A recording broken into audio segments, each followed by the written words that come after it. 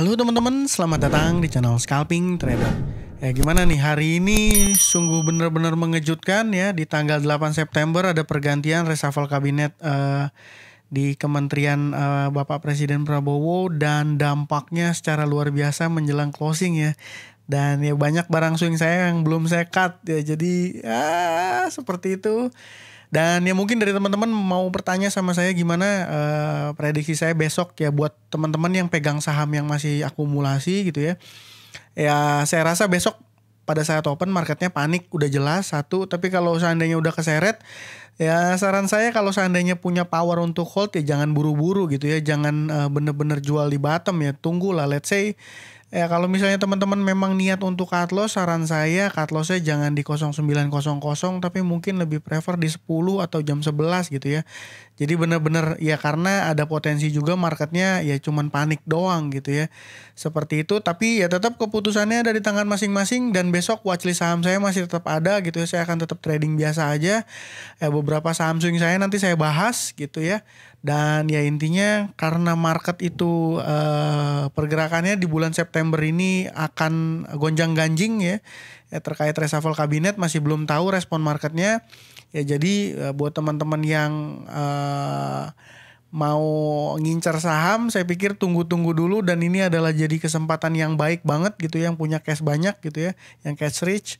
Buat teman-teman yang punya barang banyak ya saran saya jangan panik, tetap tenang gitu ya supaya keputusan-keputusan yang dilakukan tetap logis gitu ya. Seperti itu.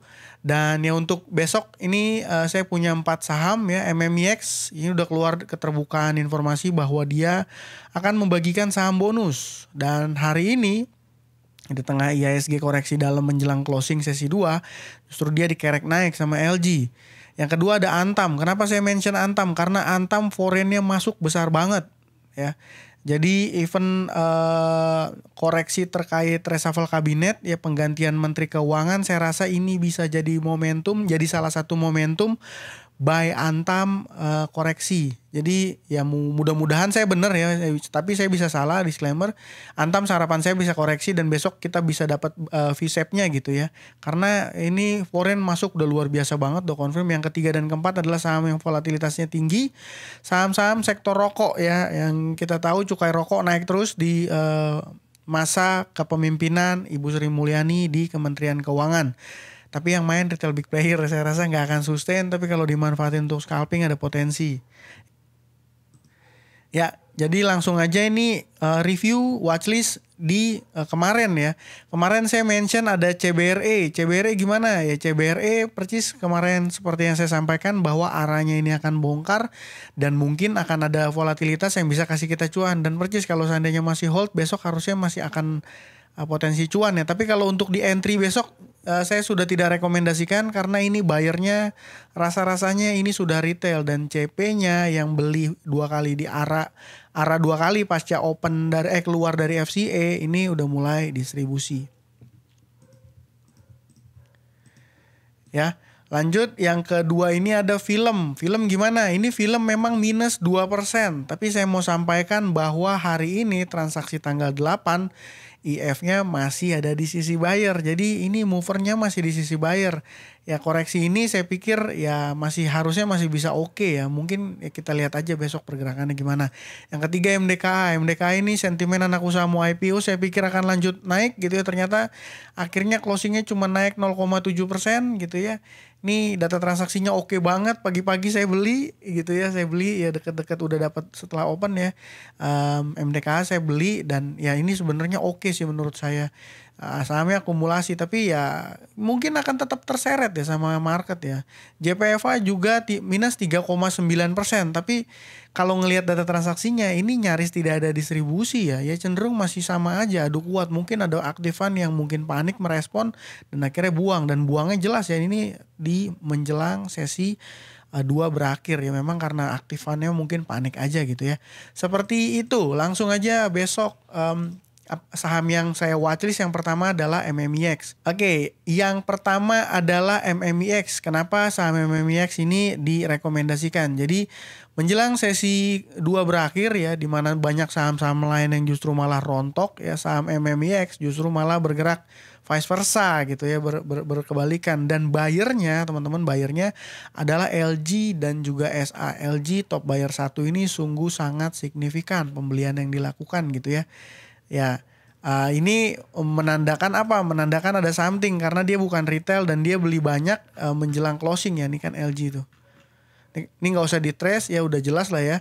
Dan ada apa di balik transaksi LG besar menjelang closing ini? Ternyata sudah keluar di keterbukaan informasi ya, kalau kita pakai keyword MMIX gitu ya.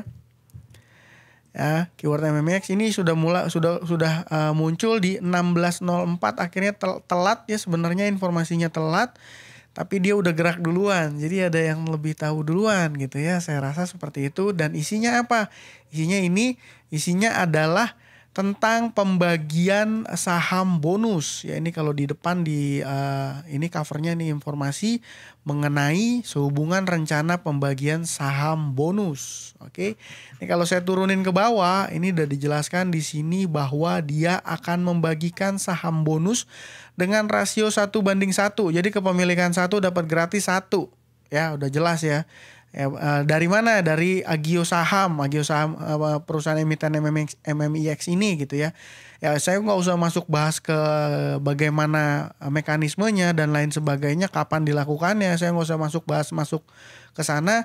Saya lebih fokus ke price actionnya. Memang ini sahamnya kurang begitu liquid, tapi kalau untuk saya scalping di MMIX ini menurut saya oke.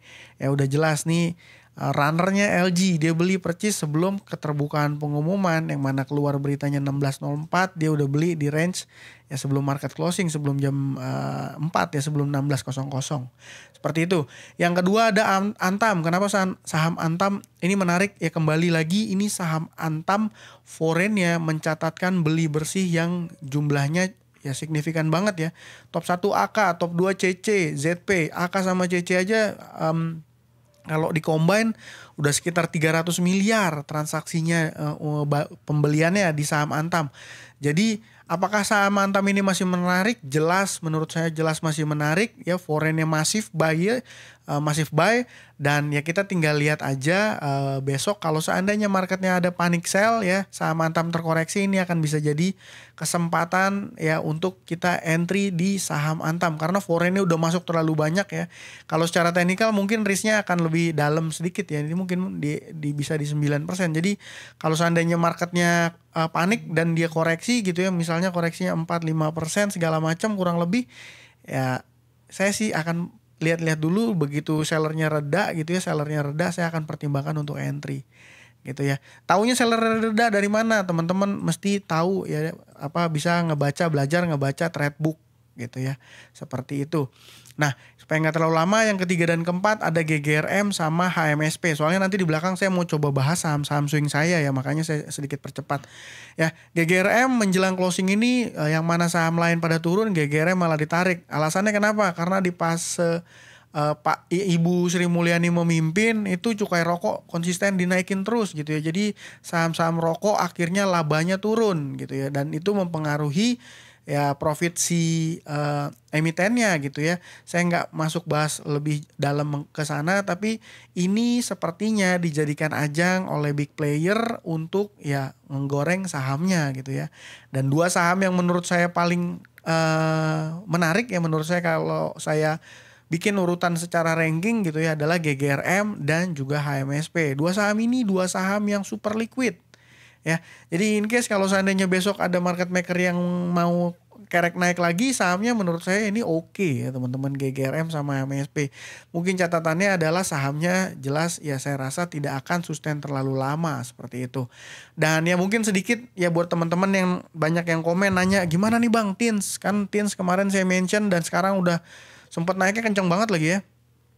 Ya, kalau beli di sini lah anggap tuh udah sempat sampai 8-9%. Terus dia turun gitu kan, dan turunnya juga udah jelas lah, ini kan menjelang closing ya penurunannya ya. Kenapa? Ya jelas ini banyak pelaku pasarnya wait and see dulu, ya udah amanin buang dulu gitu ya, atau TP dulu gitu ya, karena ada sentimen penggantian menteri tadi. Tapi yang mau saya sampaikan berdasarkan hasil analisa data transaksinya, hasil analisa saya ini masih oke banget. Retail ada di sisi kanan loh ya. Jadi Ya seperti itu. Besok gimana? Besok pasti koreksi. Jadi kalau teman-teman punya holding power bisa kuat ngehold. Saran saya jangan buru-buru cut gitu ya, karena ini price actionnya masih oke. Terus yang nanya BNLI dulu ya. Bang, BNLI gimana? BNLI cuma naik 0,32%, tapi data transaksinya ZP masih konsisten buy. Ini sebenarnya tinggal tunggu naik. Ini berkali-kali saya mention, mudah-mudahan market makernya nggak kesinggung gitu ya. Tuh, mudah-mudahan. Malah kalau misalnya besok koreksi, let's say 5%-an, ini saya akan entry lagi gitu ya. Seperti itu. BBHI gimana? BBHI merah 2%, tapi data transaksinya gimana? CC masih konsisten juga melakukan pembelian. Ya, seperti itu. IPCC yang terakhir saya ada mention tuh malah naik, tapi diguyur juga, disiram juga. Nah, ini jadinya sebenarnya saham swing saya itu adalah saham-saham yang diakumulasi dan semua terkena dampak ya, keseret indeks.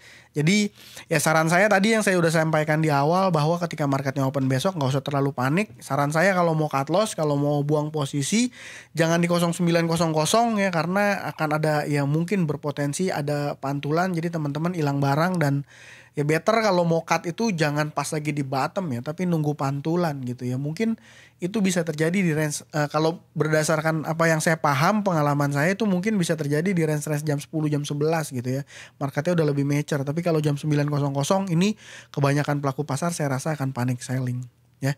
Mudah-mudahan menteri baru kita bisa memberi convince ya, keyakinan ke marketnya supaya marketnya bisa kembali positif, walaupun saya agak pesimis jujur ya.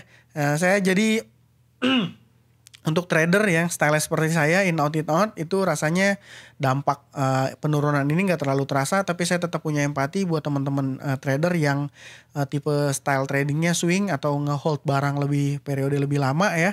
Mudah-mudahan ini bisa cepat segera berakhir dan marketnya bisa cepat rebound gitu ya. Karena ya kalau dilihat juga ini sebenarnya koreksinya nggak dalam-dalam banget. Saya punya keyakinan koreksi foreign outflow itu akan jauh lebih besar di saham-saham banking ya teman-teman. Karena kayak saham-saham Antam gitu kan, itu saham-saham emas ini masih mendapatkan inflow. Ini saya buka ya. Nih, total net sale-nya itu per hari ini IHSG minus 1,2%, hanya 500 miliar. Ini kan sebuah angka yang rasanya biasa aja gitu ya. Menurut saya seperti itu. Dan saham yang di Lego asing paling besar itu BBCA. Foreign sale-nya sampai 1,2 triliun. Ya, BMRI juga. Dan saya rasa ini akan lebih besar beratnya ke saham-saham perbankan gitu ya. Jadi kalau yang belum punya barang dan mau entry saham-saham di sektor perbankan, saya rasa ya mending tahan-tahan dulu, sabar-sabar dulu. MDK tebakan saya tadi pagi oke ya nih. Tuh, dapat net buy dari foreign. Antam dapat net buy gede banget ya. BRMS juga dapat net buy. Ya kalau yang lain saya kan nggak analisa, nggak nge-call ya gitu. Seperti itu. Mudah-mudahan apa yang saya sampaikan bermanfaat, dan buat teman-teman yang mau join grup saya boleh cek link ada di description untuk daftar akun KB Valburi Sekuritas, atau mungkin bisa request pindah sales kalau di approve ya, seperti itu. Dan itu aja dari saya kali ini. Semoga apa yang saya sampaikan bermanfaat dan bisa kasih cuan mudah-mudahan, atau mengurangi potensi teman-teman kena loss. Oke, sekian dari saya. Terima kasih.